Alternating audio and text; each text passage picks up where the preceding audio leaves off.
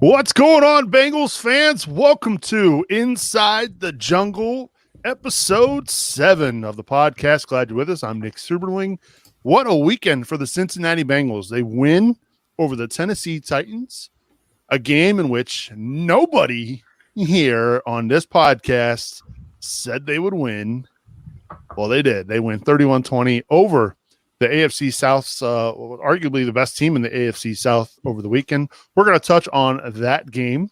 We'll also talk about the NFL trade deadline that surpassed this evening. We know Carlos Dunlap has left the building for the Cincinnati Bengals. We'll talk about maybe some other departures or maybe no departures that ended up happening for the Bengals this evening as well. And then coming up later, a little bit later on in the show, it's the bye week, right? We're halfway through the NFL season for the orange and black.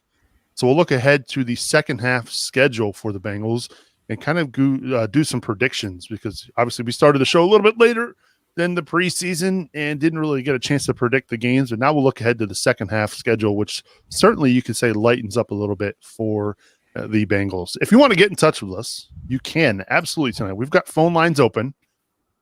Believe it or not, yes, we've got the phone lines open. You think I'd be prepared and have my little audio? There we go. Like old times. 513-572-7757 is the number to get in. Have your say, Bengals fans. I tried to get a who-dey number. It just didn't work out. For whatever reason, we couldn't get the old who-dey 7 number. Oh, well, what are you going to do? At least we got a 513 number. So call us 513-572-7757 to have your say here on tonight's show. Let's welcome in. We welcome him back to the show, the one and only Mickey Menser. We missed you last week, Mickey. How are you, buddy?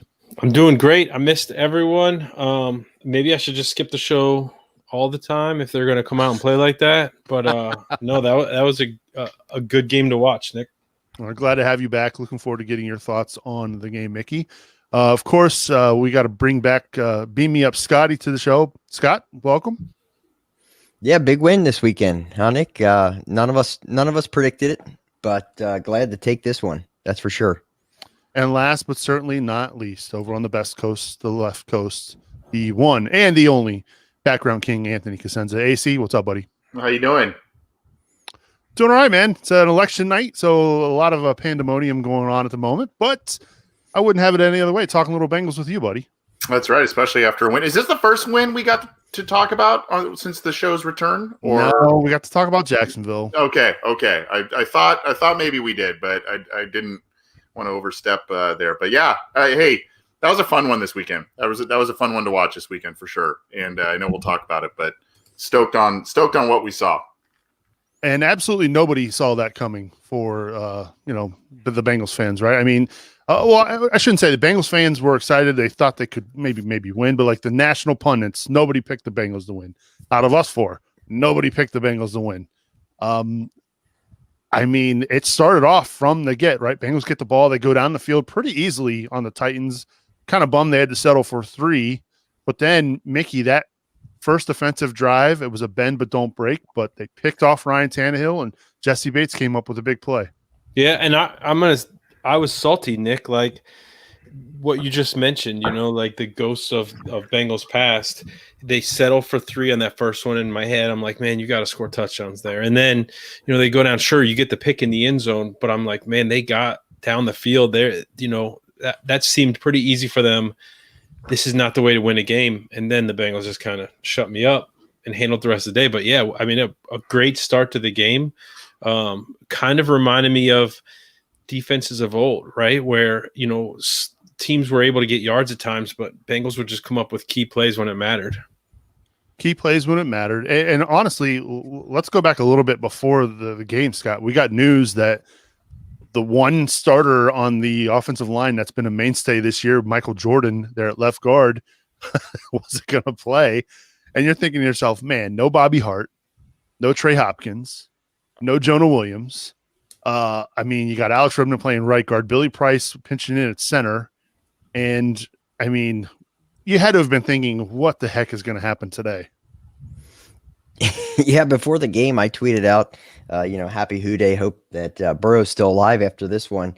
Because, looking at the way that offensive line was constructed on Sunday, you couldn't help but think of bad things. And, I'll be honest, the first half of the game I watched on fast forward because I started late. And then the second half I listened to it in the radio. So I didn't get to actually see a lot of the game. But from what I saw and listening on the radio, that seemed like the best we've seen this offensive line play for sure this year, right?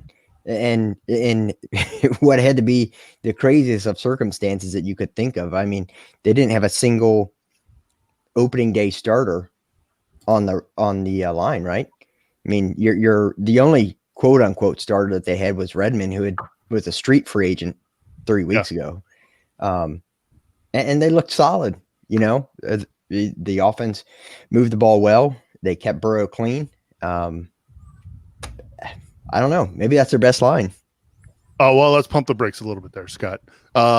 Anthony, the line play, right? I mean, that was a massive difference. We put out a Twitter poll on our Inside the Jungle podcast Twitter feed this week, asking fans what they thought was the biggest reason for the win over the weekend. And everybody, a majority of the folks, I shouldn't say everybody, a majority of the folks said the play of the offensive line. I mean, if you had seen the 5 starters leading into the game, you're thinking there's no freaking way they're going to come out with a win. But no sacks on Burrow. Part of that was game plan related, right? To get the ball out quick. Probably the wind helped a little bit too. Short, quick passing game. But man, when's the last time you saw an offensive line play that well? It's been a while, and I will say you have to also credit Burrow for getting out of a couple of sacks. There were a couple of opportunities where the Titans had him kind of wrapped up, and he did a Houdini act, kind of shades of LSU 2019 when he was moving around, escaping tackles and making plays. And that was kind of, I mean, he's done it a couple of times, but this was the first game I can think of in a Bengals uniform that Burrow kind of consistently did that. He kept escaping plays, making a step up in the pocket, step back, hit Tyler Boyd type of stuff, the floater down the sideline to T. Higgins. So yes, the line played pretty well. If you're a pro football focused person, their scores wouldn't really indicate that, which I found very surprising. But yeah, hey, I thought it was going to get ugly pretty quick based on who they were trotting out there. I got to give credit to those guys that played. I got to give credit to Jim Turner and Zach Taylor for calling a good game. And they had Shaq Calhoun come in, start the game, and then they had Quentin Spain come in, their new guy, a little bit later to relieve him, and he played pretty well. So that's good to see. And I mean, a little surprising about the offensive line play, but it was a major reason for the win, I think. Calhoun lasted a series, played the opening series, had a false start. Got absolutely manhandled on one of the plays that Burrow had to run for his life a little bit. And then the switch was made, and Quentin Spain, it was night and day. They didn't have any issues from a pass rush standpoint. A team, by the way, a Titans front that's not exactly vaunted at the moment, Mickey. I mean, they're terrible rushing the passer. So you take it with a little bit of a grain of salt, right? I mean, look, the Bengals did what they had to do against that front, but still pretty impressive. The big thing from – go ahead, Mick. There was still pressure, right? Like there was still pressure on Burrow, and there was things that I didn't like to see, right? Like I don't enjoy those scrambles. I cringe a little when, Burrow has to break 3 tackles in the backfield to get 6 yards on third down. I'm just worried about knees and things like that. But what Anthony said about the floater down the sideline, now we've seen that 2 or 3 times this season from Burrow. And I got to be honest, Dalton makes that play. He throws that ball 15 yards out of bounds, which a lot of quarterbacks will do that, right? Not because he's trying to keep it in bounds, but that's your out, right? Like nothing's lost, live to fight another day. But the fact that this kid's keeping his eyes down the field and finding that it's a pattern, and I like it. Like that's some of the fight that you see from Burrow that we haven't seen here in a long time. I don't want to see him scramble. I think the line played incredibly well, especially considering, they were all backups, right? Like I think, Price showed something that we haven't seen him do in a Bengals uniform yet, right? And who knows if it was one of those things. I kind of equated it at the time to like when the Reds were in the playoffs, previously, and Cueto gets hurt in like the first inning, and Latos wasn't even supposed to pitch, but he comes in and pitch slides out. Like sometimes when it's thrust upon you like that so quickly, you just kind of rise up to it. Hopefully that carries momentum, makes the rest of the group play better. But yeah, I mean, I think we saw some really, really good things, but I don't know, no bigger than this team pulled together for a win against a solid football team, right? Against a team that had one loss. So it was pretty cool. Like, I don't know, like if this is the future, it's pretty exciting. Man, Matt Latos, a name I have not heard in a really, really long time. I reached back. I watched, as I said it, I watched AC's face to see if he even followed it. I know he's not the Reds guy, but I knew the names. Come on now. All right. Somewhere 1,000 miles away, Andy Dalton's in concussion protocol. He's down with the corona, and then Mickey just runs him over once more with a or Dalton floats it out of bounds. Andy Dalton's like my last fan. That was my guy. Oh, that's too good. As I mentioned, we've got phone lines open, 513-572-7757. Let's go to the phone, shall we? Welcome in area code 305. Hi, who's this? Who else is it going to be, my brothers? I missed you guys, man. Good to hear from you guys. Good to speak to you guys. It's Fatal Content. What's up, Fatal? How you been, buddy? I've been good, man. Just here at work, showing my dedication, listening to you guys while I'm at work, brothers. That's dedication. I know you're pretty pumped after the weekend, right? Oh, yeah. Yeah. Oh, man, I'm loving it. They pulled out a great win when, let's be honest, it wasn't very, it was a little unexpected. So it was lovely, man. It was lovely to watch Joe work. That guy is unbelievable. So what have you been up to? I mean, I know you've been watching the Bengals. I know your Heat let you down a little bit this year. AC probably won't rub it in that his Lakers won. Nah, man, just missing you guys, man. I wish I could have been on the show a little bit more. Sorry about that, but you guys got me every Tuesday now. Well, good. It's been basically, man, same old stuff, man. Trying to survive this ugly, ugly year, man. Sports is at least giving us something. That's been crazy, that's for sure. All right, so I got to ask, Fatal. I'm looking at the schedule right now. They're 2-5-1. Give me a prediction. Where are they gonna end the year?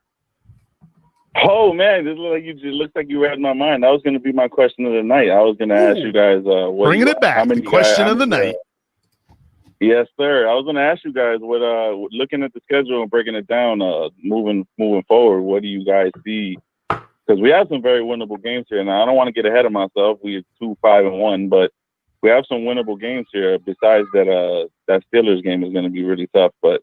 I mean, I'm definitely going to be at that Dolphins game in person, so I just wanted to see what you guys thought. But I think, if I last remember when I looked at the schedule, I don't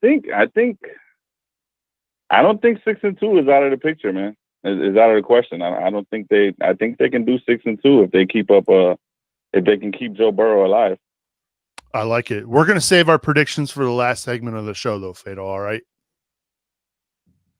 Yes, sir. Yeah. I appreciate it, man. Good hearing from you guys, man. And my last thing I'll leave it with is just, I mean, like you said earlier, the Titans aren't necessarily a powerhouse of getting after the quarterback. So I'll temper down a little bit of my O-line excitement. But, I mean, man, to see that patchwork O-line go out there and allow 0 sacks against a 5-1 team, I don't care what that D-line looks like. It still has Clowney on it, and it still has a couple of the talents on it. So, the fact that they stepped up the way they did, Joe making some unbelievable throws, that throw down the sideline, AC said, and the one that he threw to Boyd before he even turned around when he was being mugged, by the way. Unbelievable, man. That kid is, I think he's completing 73% of his passes. He's 5-1 in interception to touchdown ratio and touchdown to interception ratio, which he was like 6-4 before that. So, man, if you just give the kid time and he gets rid of the ball fast, he's going to be special, man. Well, I love it, Fatal. Hey, we wouldn't have any other person be the first caller back here on Inside the Jungle. I got 3 words for you. Who freaking day? Who freaking day, man. Hey, I love you guys, man. Background King, Mickey, you the man. And I can't forget beating me up there with he's trying to get his Background King stuff going on, man. I love you guys, man. Appreciate the call, Fatal. All right, guys, take it easy, man. That's Fatal Content down in South Beach. tuning in tonight here on YouTube, Facebook, and Twitter. We do have phone lines open, as I mentioned. 513-572-7757 is the number to call us. A little bit later on the show, we will be dissecting the last half of the Bengals schedule. It's gonna be interesting to see where the four of us kind of go with that. Talking a little bit more about this game over the weekend. I was listening to Paul Dehner and Jay Morrison last week on the Hear Them Bengals Growlin podcast over at The Athletic, and they mentioned that the Titans were giving up third down conversions at a 61% clip. And I thought, oh my God, that is terrible. And I thought to myself, well, the Bengals have actually been pretty decent at third down. Like I think that they've been doing really well there. I didn't go back and look at the numbers like a good host should have, but over the weekend, gents, they finished 10 for 15 on third down conversions. That is an insane clip, gentlemen. And some of those third downs weren't easy, but still 10 for 15. And none bigger than at the end of the game with Auden Tate with a leaping catch there on the sideline to pretty much seal it for the Bengals. 7 targets, 7 catches, arguably his best performance as a Bengal as well, gentlemen. Absolutely. And I know, Nick, you have a special place in your heart for anyone named Tate. You know it. So I knew you were pretty excited for that. I should have had some tater tots down here tonight for dinner. You should. We should just keep some. We should just like Amazon fresh those every Tuesday to your house. Like I'm ready. He wears the same number too, right? Isn't he 19? Yeah. Oh my gosh. I got to get that sign. I still have it. It's on the other side of my computer, Scott. I will get it hung up somewhere behind me so that we can display it in its all its glory. But still 10 for 15. That's crazy numbers. I wonder how many of those, off the top of my head, I don't know. AC, he seems to know things like that, were passes. I mean, the majority, right? Like the majority of your third down conversions, unless it's real short, is going to be some sort of pass. And so you're putting the ball in your best player's hands. I don't know. I just thought of that when you were talking about that, but that's an interesting.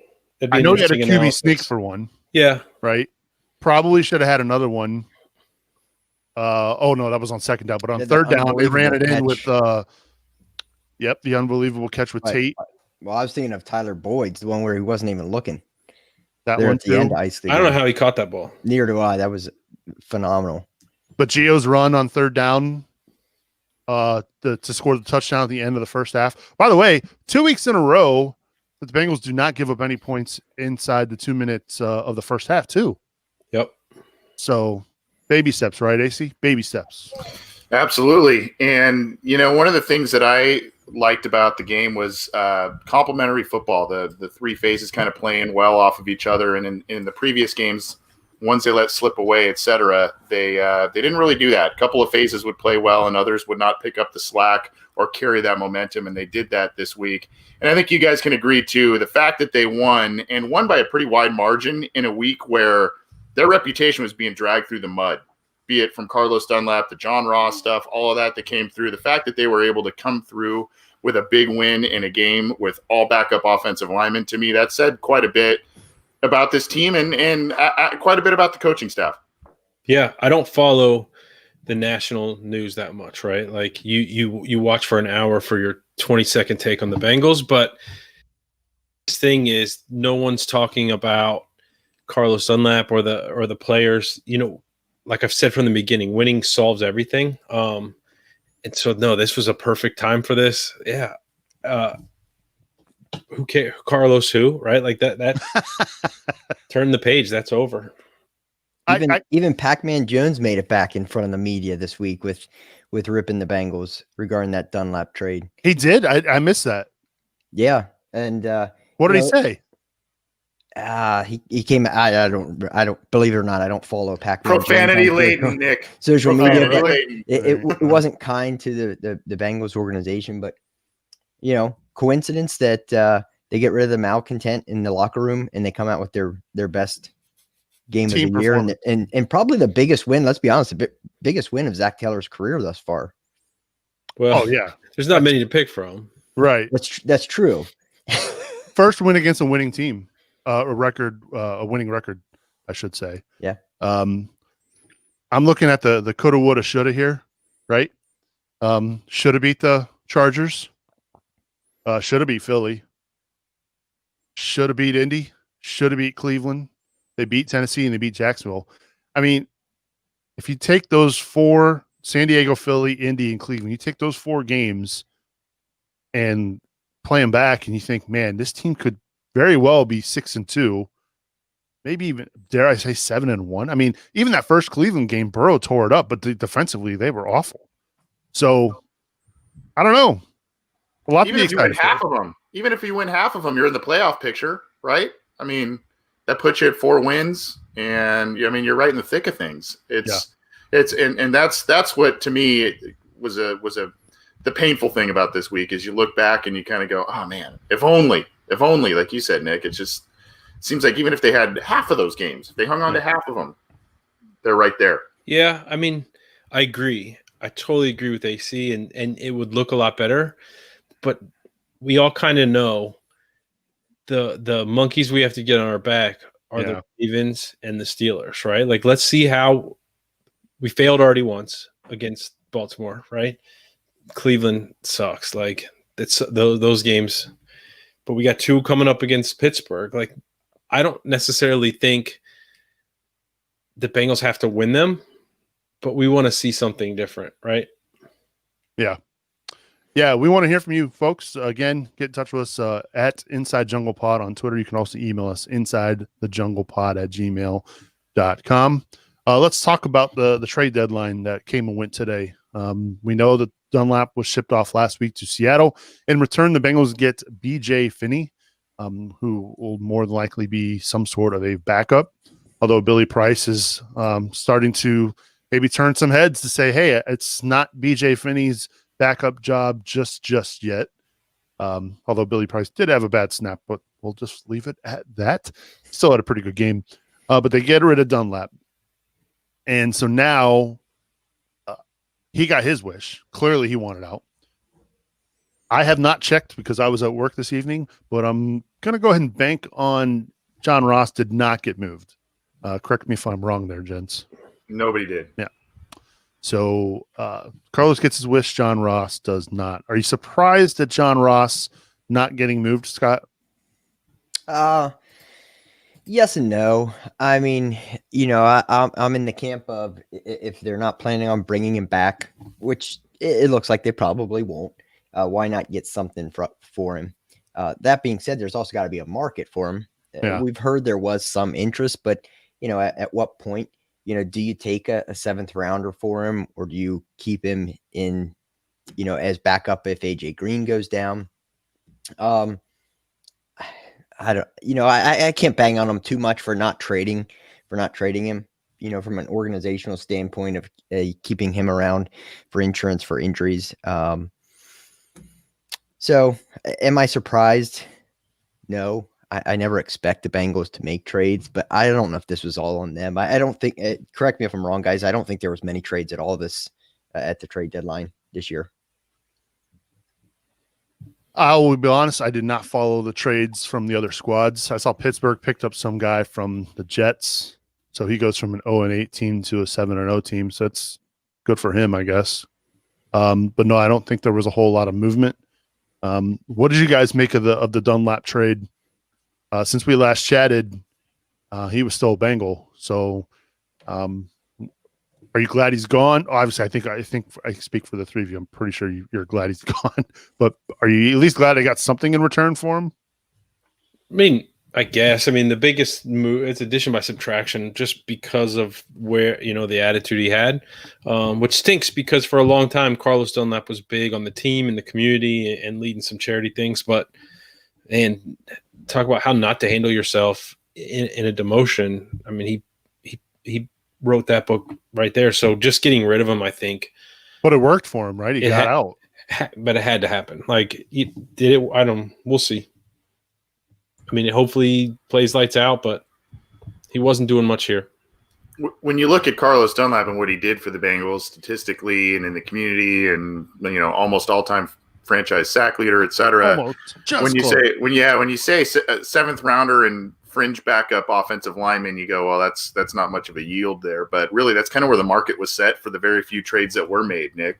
There just wasn't a lot of big moves out there, and teams weren't giving up high capital to get certain players. So, I mean, the Bengals kind of took what they got and what they were offered, and I think they were, at least the coaching staff seemed to be happy to unload that distraction in the locker room, as Mickey said, and I think it was just kind of a positive for all parties. The Bengals kind of got rid of that, got a little something back in return.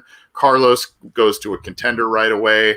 And you just kind of move on. It's a shame how it played out. I kind of think it's a two-way street based on maybe how the Bengals and the staff were treating Carlos and that whole situation, but also his reactions, as Mickey mentioned, were a little eye-opening to say the least. So, I mean, at this point, all you can kind of say is kind of good for all parties, I guess. All right, I'm going to put the over-under at 3.5 sacks for Dunlap the rest of the season. You taking the over-under, Mickey? Right now, under. Scott? Under. Anthony? Over. Man, have you seen his schedule? He's got to go up against Witt twice. I think Witt's going to own him. Yeah, he doesn't like to work for his sacks, so that's why I'm going under. You're going over, huh? And he's going from a very tough division to arguably an even tougher division out in the NFC West. I mean, LA, the Rams have struggled the last couple weeks, but they're still tough. Arizona's tough. Seattle, obviously they're great. And then the 49ers, they've hit a little bit of a rough patch too. So I don't know.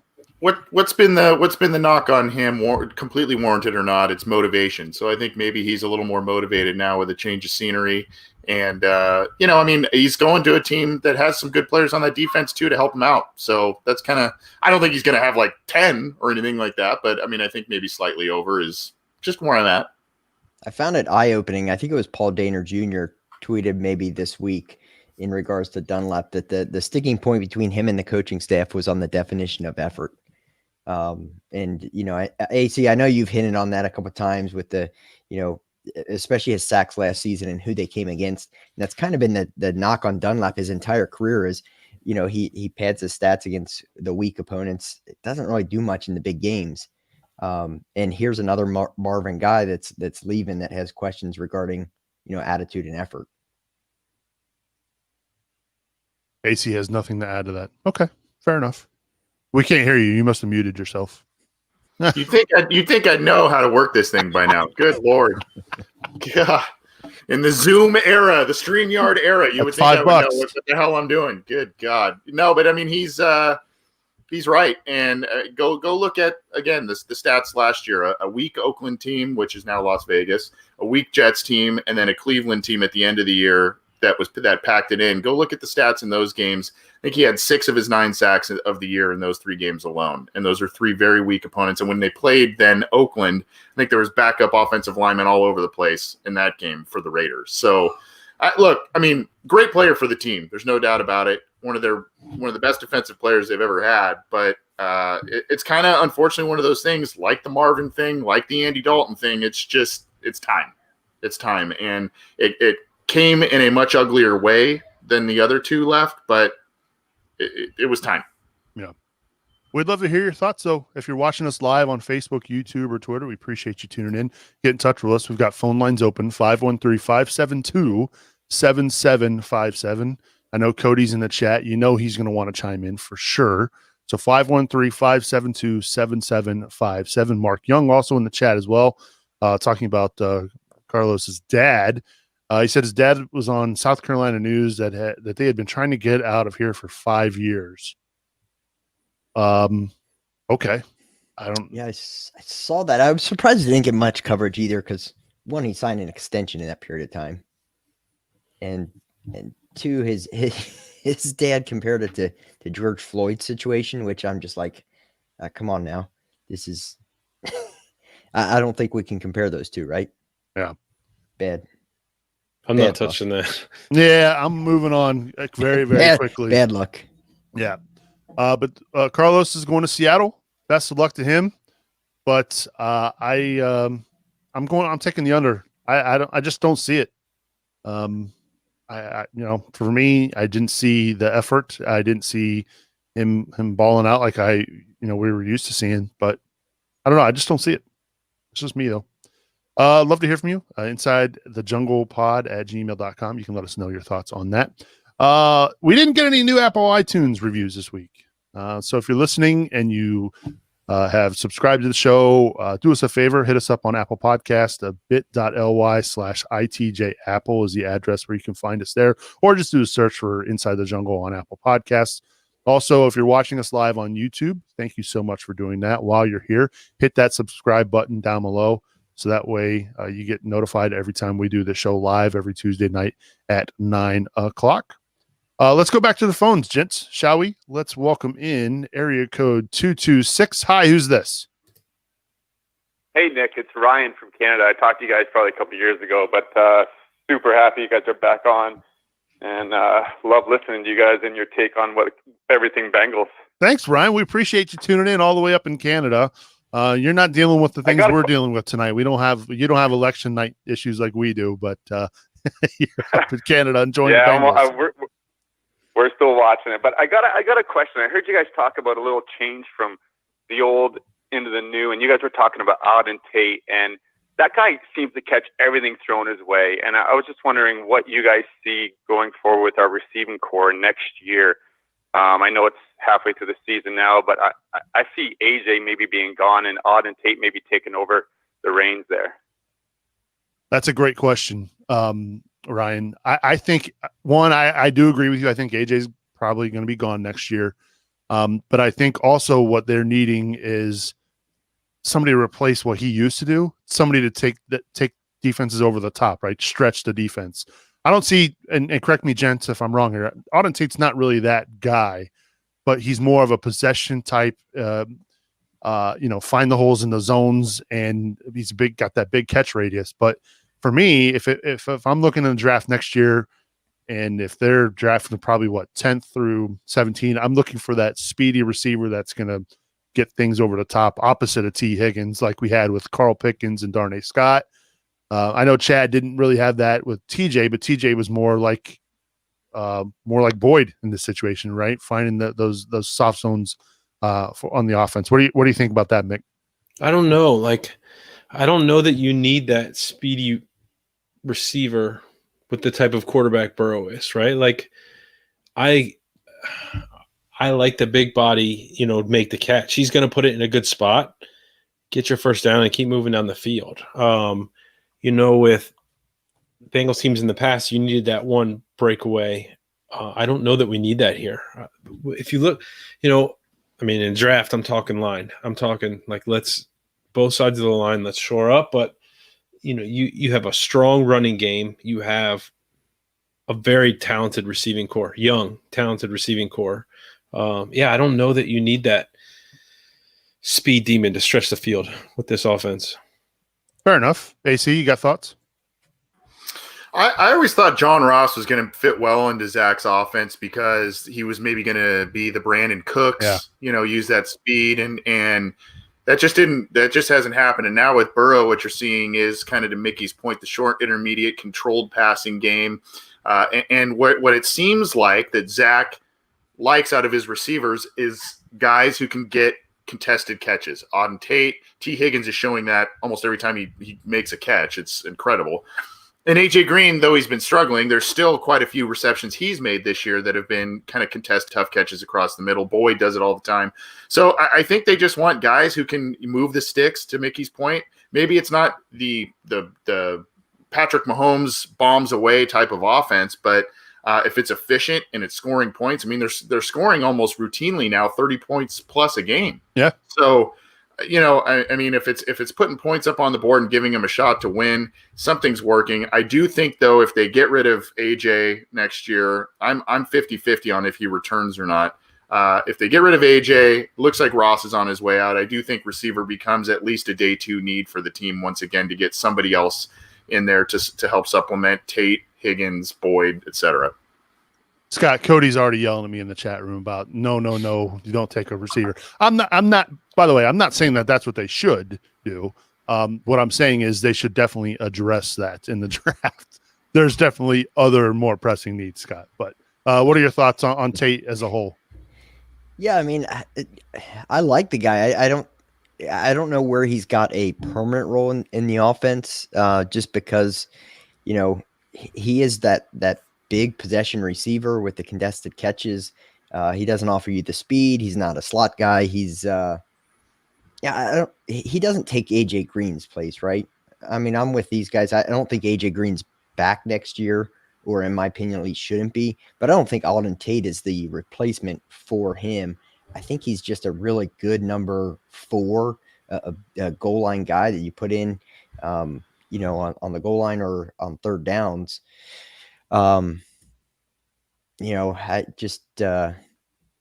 don't know if his role really expands in this offense, even if AJ's gone. Yeah, Ryan, I think what I would say is and again, I don't want to compare Joe Burrow to the GOAT Tom Brady, but Tom Brady didn't really have that speedster in his offenses through the years, right? I mean, yeah, he had the 1 year we had Randy Moss, but other than that, it was mostly Wes Welker, it was Julian Edelman, like guys that just found ways to get open on the short intermediate game. So I don't know, maybe that's where Auden Tate finds his role. Yeah. Well, I appreciate it, guys. Love the show, and I'll try to be rallying some more Bengal fans up here in Canada, okay? Appreciate it. Reed also in the chat room is very excited that another Canadian Bengals fan chimed in. All right, buddy? I saw that. Who-dey, guys? Who-dey, eh?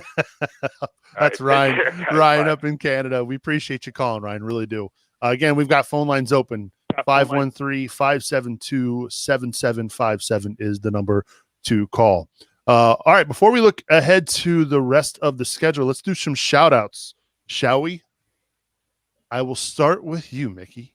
Why don't you give us a shout-out for this week? So I'm going to shout out a blast from the past, Joski Broski, for his tweet for you, Subs. Every time I see Daniel Jones, I think it's Nick Suberling. I didn't put it together during the game, but now that's all I'm going to see. So I'm going to have a soft spot in my heart for that quarterback. I'm also going to shout out our man Stephen Reed in the chat room, the softball player from up north. I'm glad he's back in here. Yeah, absolutely. I didn't see it when I saw the tweet come in last night. I was like, I don't see it. But then as I was like watching the game, because I'll be fair, like I'd never really watched the Giants play very much, so I knew who he was, but like I hadn't watched much. Right. It was probably at the end of the game, his dejected look that was the most like Subs. I like it. Yeah, after they didn't convert the 2-point conversion there at the end, and he's just looking off into space. I'm like, oh yeah, that does look like me quite a bit while I'm watching FC Cincinnati games, of course. Yes. But that was an interesting shout. Appreciate that, Joski Broski. All right, Scott, how about you? Yeah, I'm giving a shout out to our first caller of the show. We haven't got a chance to talk to Fadel in years, and he's just one of those guys. Good dude. He's, we've never met Fadel. At least I don't think any of us have. I haven't. But he's one of those guys where every time you talk to him, it's like you've known him for years, right? So good to hear from Fadel again. The other shout out I'm giving, is to people on the Bengals themselves that I've been beating on the last couple of weeks. Shout out to Jim Turner for getting that makeshift line together. Shout out to Zach Taylor for calling a game that made the line work. And shout out to the offensive line in general for not getting Burrow killed. Solid choices there. How about you, AC? I will shout out a gentleman on Twitter. I think he's from Cali also. So John Lynn at Golden State Boy with an underscore at the end. He said, based on the Inside the Jungle tweet, he said, perfect, I'll be there. Just liked the video and just subscribed. So he's been a big supporter of a lot of things that I've done over the years, and California Bengals fan, and he's now seems like he's following the show again. So that's awesome. He's tuned in. He's right here. I am J.O. That's me. So good shout there. Thanks for tuning in. All right. My shout out. I'm going to go back up to Canada, eh? I'm sure they love that, by the way. Mike Vardy, another Canadian Bengals fan up in the great Northwest up there in Vancouver. Mike and I met a few years ago at Podcast Movement. He showed up wearing his Inside the Jungle shirt, which is featured there right behind me. Longtime Bengals fan up in Vancouver, a big fan of the show as well. So, Mike, I'm giving you a shout out this week. Hopefully, we can chat again sometime soon. He used to call in when we would do the post game show, and he would have a take usually after the games. But since we're not doing the post game show anymore, haven't really heard from him. But Mike, we appreciate you as always, and hope you're doing well up in Vancouver. If you want to shout out here on Inside the Jungle, give us a follow on Twitter at Inside Jungle Pod, and give us a shout. We'll definitely give you a shout out here on the program. All right, so as we start to round things out here on this week's episode, as we mentioned, the Bengals right now sitting at 2-5-1. Their remaining schedule is definitely favorable, right? I know they still have 2 games against Pittsburgh and another game against Baltimore, but outside of that, they got to go to Washington. They've got the Giants at home. They go to Miami. They've got Dallas at home. And then they will go to Houston there at the end of the year. So at Pittsburgh, at Washington, the Giants, at Miami, Dallas, Pittsburgh, at Houston, and Baltimore. Looking at that schedule, AC, I'll start with you first, buddy. What are your thoughts? Is this something that can turn things around? So most definitely, yes. I would say there's 5 games at least that are very winnable. You look at Washington, the Giants game, the Dolphins game, Cowboys, Texans. Look, Dolphins are coming off a big win against the Rams, but in that there was a special teams touchdown. There was a defensive touchdown. Tua in his first start threw for like 90 yards and a touchdown. It was just kind of a lot of dink and dunk and keep it manageable type of thing. So I think those are winnable games. Like Mickey said, real big tests against Pittsburgh, one of which is on Monday night, right before Christmas. Mm-hmm. And then you've got the Ravens right after the New Year.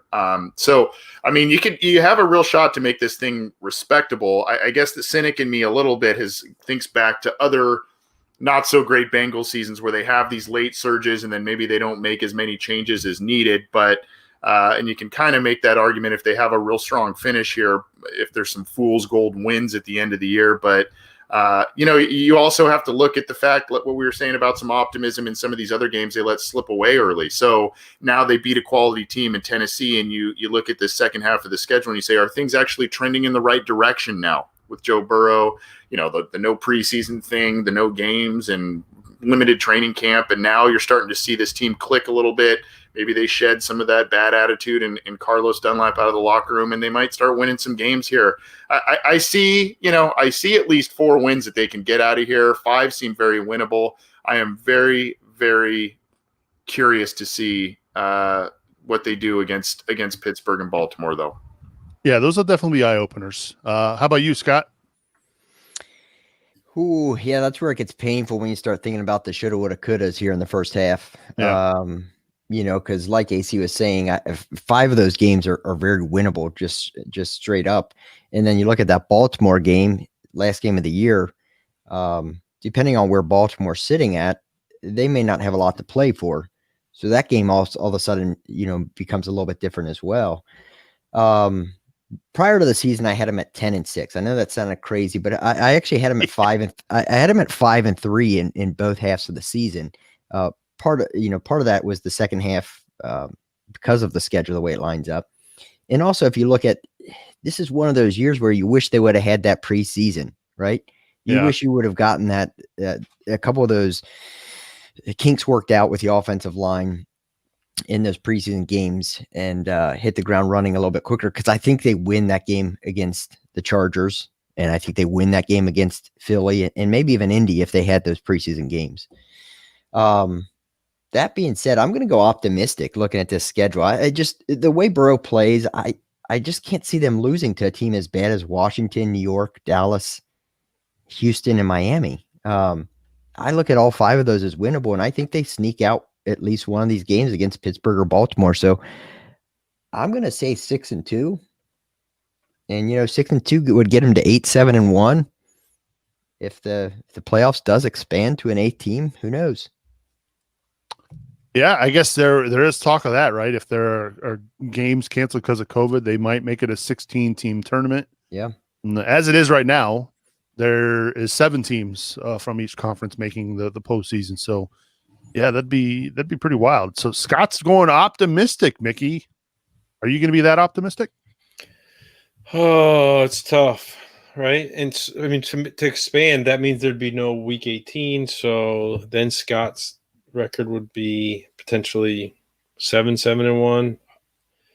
I don't know. Like, I see the potential to win those 5 games, but based on what we've seen earlier, there's also the potential to lose those. And I don't want to come off as a downer. I think this season, I mean, playoffs are not in the cards. I really want to see how they play against the Ravens and the Steelers, right?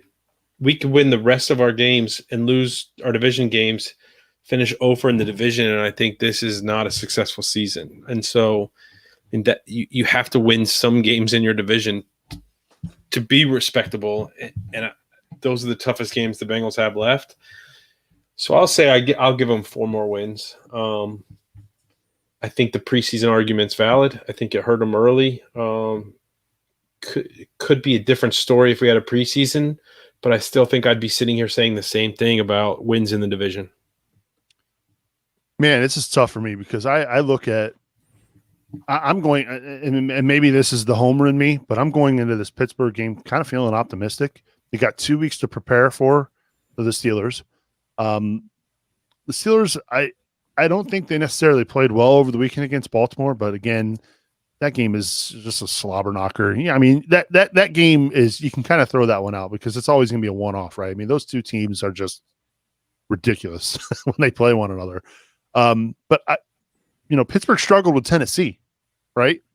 And to me, I watched us handle Tennessee. Like it really wasn't a game. I don't know. So again, maybe that's the homer in me thinking that I think Pittsburgh is for the taking. This kind of reminds me a little bit, and I was talking about this during the game on Sunday with my son, back to 2003, when the Bengals got off to that slow start, but then they kind of got their rhythm and got going in the middle of the year. They beat Houston, and Chad made that guarantee. He said that they were going to beat the 9-0 Chiefs. Now, the Pittsburgh's due. They've never been 7-0 in their franchise history. That's crazy to think about, that they've never been 7-0 before for as many great years as they've had. So they're almost due, right? So for me, I'm thinking they could at least split with Pittsburgh. I think Washington's there for the taking. The Giants, we know what they are. Dallas has a worse defense than you can say that the Bengals do. And that's saying a lot. They also have quarterback issues, whether Dalton's in there or if it's Ben DiNucci. Miami, they made the change to Tua. I think he had 92 yards passing over the weekend. So what are you going to get out of the Dolphins? I'd much rather play them with Tua than Ryan Fitzpatrick, to be fair. And then Houston, you never know what you're going to get with them. And then Baltimore, it's going to be a tough one at the end. So I think I'm feeling optimistic like Scott. I think they can get 6 wins out of this. That's crazy to say, but I think that it's definitely doable. I'm not saying they're going to make the postseason, but I think they could get 6 wins and finish 8-7-1. And to me, that would be remarkable considering the year they had a year ago, new quarterback, all the turmoil they've had. So I don't know. 8-7-1, AC. Am I crazy?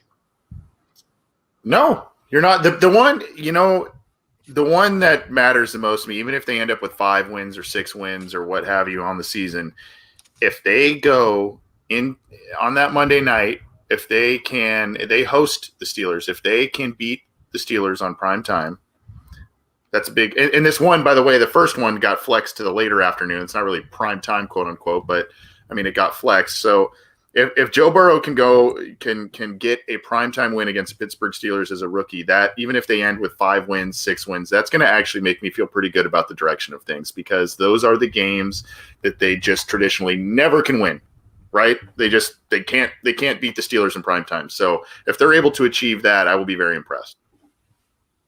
Yeah, I mean that's going to be a big barometer, Mick.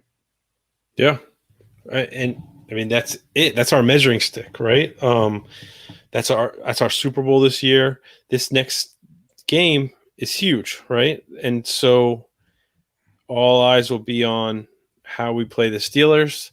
I'm going to be watching the little things, like the little things as Bengals fans we know about. There will be some controversial play or some late hit or something to get us kind of riled, like the Bengals always do, and it's how I want to see how Burrow responds. I want to see how Higgins, how this young team plays. Like you want the chip on the shoulder, but you don't want it to take over like the flow of the game as it has with Bengals teams in the past. I think I look at the second half, Scott, and this kind of goes back to the coulda, woulda, shoulda. But man, those 2 Browns losses, those really hurt because they're not good either. Yeah. I mean, you look at this schedule as a whole, and there's just a lot of missed opportunities there in those first 8 games. Where they, like AC was saying before, they win 2 of those, even 2 of those games, right? There's 4 of them that they shoulda, woulda, coulda won. But even if they take 2 of those, that makes a 5-3 run here in the second half. Very, very doable. Puts 9 wins in play. So, but like Mickey and AC were saying, I would rather them go 4-4 and beat the Steelers and Ravens, 2 of those wins, than have them go 6-2. That might sound odd, but like they were saying, we got to show that we can beat those teams. I want to see that out of Burrow. So 4-4 with a win over the Steelers and Ravens, I would find that more optimistic than even a 5-3, 6-2 run. That's interesting. That's an interesting question to pose. If you had to pick between a 6-2 season, or second half, I should say, and a 4-4 second half, but you beat the Steelers, I mean, obviously you'd prefer to 6-2, but man, it's hard to argue. I don't know. I mean, it's been that bugaboo they've never been able to get over, right? Yeah. Was that Dalton's first year where they went 9-7, made the playoffs, but they didn't beat a single team with a winning record? They've always had they suck in the prime time. They can't win the big game. So it's something that the team, I think, mentally needs to get over. That is a big point. The prime time, right? That was something that Dalton it just never happened, right? I'm curious when the bright lights are on, what we're going to get out of Joe Burrow. Are we going to get LSU Joe Burrow? Because if we get LSU Joe Burrow, oh man, I'm excited. And not just Dalton. Remember Palmer? Palmer struggled in the prime time. So maybe it was Marvin himself. Yeah, most of the team did, actually. The Steelers pass rush is what worries me, though. Yeah, in those games, I agree. I mean, it sounds like the Bengals' offensive line will be healthier after this bye, and they'll maybe sort some things out. Maybe there's some changes, maybe there are not. But I mean, last year Dalton got absolutely killed in the Monday night game against Pittsburgh, and they haven't had an answer to that mixed look on defense that Pittsburgh always gives them. And with Burrow taking as many hits and sacks this year as he has, that's what really worries me about those games. But if he can show up big and carry this team on his back in prime time and get him a win, that's just huge. It's just huge. Yeah, I'll be real curious to see how this revamped offensive line holds up against the Steelers pass rush. And we'll definitely be talking about the Steelers game next week on the podcast for sure. But I just thought it'd be a fun little exercise to look ahead to the second half of the season now that we're halfway through the season. And I still am having a hard time getting over the dang. So many of those. If Randy Cavs had just made a freaking field goal, right? Clearly the momentum was on their side. They would have won that game in overtime, in my opinion. Man, just another reason for me to bring up Randy Cavs. But yeah, I want to hear your predictions. Ben in the chat says 4-4 with 2 Steelers wins and a Ravens win to keep them out of the playoffs. That would be interesting for sure. Let us know. Inside the Jungle Pod at gmail.com is where you can hit us up. It's the bye week, gentlemen. So what fun honeydew list projects do you have in store for yourself? Anything, Mickey? We got Parker soccer. Other than that, I'm not sure. Whatever my wife cooks up for me. Scott, you got any fun projects? How's that basement coming along? It's coming along. I put a couple toe strips down on the steps today. The steps are finished. I still got some touch up work to do down here, but don't worry. Perfect time to finish it up. Yep, my honeydew list is it's a long one. Yeah. AC, got any fun projects out west? A little bit of day job stuff. I intentionally scheduled it on Sunday since it's a bye week. So, if that wasn't the case, it probably would have been a Friday or Saturday instead of a Sunday. But I said, hey, I've got a little bit of an opening. So nice. Let's do it. Yeah. So that's about it. Nothing too exciting. Maybe a little fun sprinkled in there here and there. But that's about it, man. How about you? I freaking hate the buys. I hate it.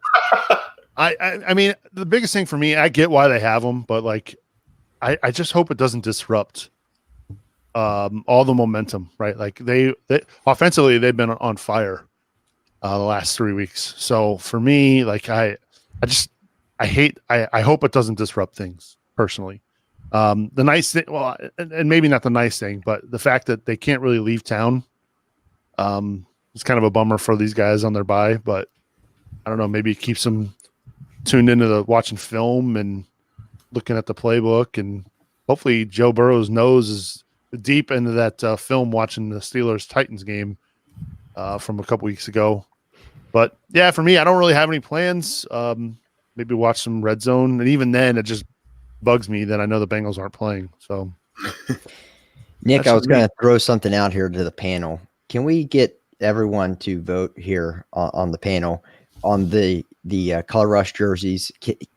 Does everyone agree those should be our away jerseys? So much better than our normal whites. So I am not a fan of the color rush, but here's why. Not because of the jerseys. I think the helmet should be white also. I agree. If the helmet was white, I'd be all for it. But yes, I do like the color rush, and I wish those were the away jerseys. Now, the Bengals fan in me is hoping that they don't change the jersey anytime soon, since I just bought this one. But I know better, right? They're probably due for a redo. I think this was like early 2000s when they did this one, so they're probably overdue. But yeah, I think that would be a good shout for the away kit. A kit. This ain't soccer jersey. I like it, but I wish, I kind of wish. What do they use them like 2 or 3 times in a year? Is that right? I thought it was just once. I thought it was just once too. I think they wore them on Thursday night against the Browns too, didn't they? And then they wore them this last week, didn't they? You might be right. You can wear them 3 times. Yeah. Okay. So, I mean, if you mix them in more, I'd be stoked on that. If it's not necessarily your away uniform, and I'd also like to see him go back to the old school Bengals across the lid. At least do it once if you got a Monday night game or something, do it once on a Monday night. Throw that into the rotation a little bit. But yeah, I like the color rush jerseys. I like them. Yeah, I think it's cool. I think they should do all orange. Like instead of just white, do all orange. I mean, it might look like Clemson, and I know Mickey's not a fan of Clemson. But T. Higgins might like it. Right? I don't know.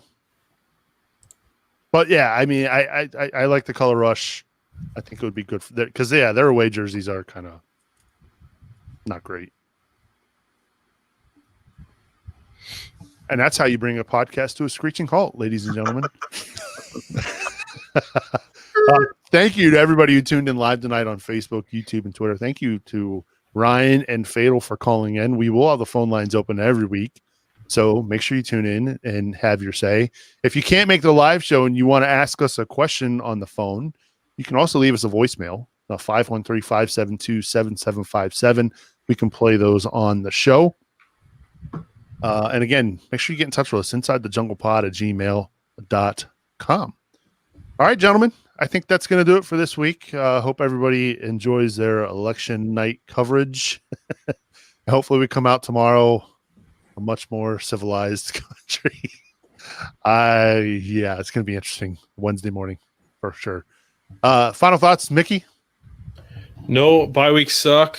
Huge win. I'm finally starting to get more optimistic for the direction of this team. Yep. Good shout. Appreciate you being on the show. We missed you last week, but glad to have you back. Yep. Thanks. Scott, beam me up. Yeah, second and third, the bye week sucking. The only thing I really got is Nick. I'm getting excited watching Burrow. I look at this and I look across the AFC, and outside of Patrick Mahomes, I don't see another quarterback in the AFC that I think is playing better or looks more promising than Burrow right now, which excites me not just for the rest of this season, but seasons going forward. Yeah, absolutely. And final thoughts, AC?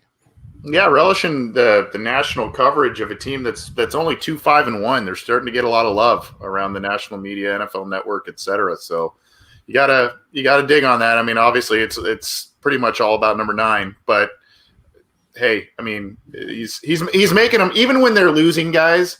Like, most of those losses are fun to watch. Yes. Right? I mean, like they're putting up, like I said, aside from the Ravens game, they're putting up in the 20s and 30s points. Last year, they were putting up like 16 and 13, and it just wasn't a really watchable brand of football. It's a little more watchable, even though these losses are tough to take. But, I guess we can hang our hat on that for right now. I'd much rather lose 38-35 than 16-13. Yeah, I agree with you there. All right, gents, appreciate you as always. Thank you to everybody who tuned in live tonight. For AC, Scott, and Mickey, I'm Subs. We'll talk to y'all next week. Who-dey, everybody. Who-dey. Who-dey. Who-dey.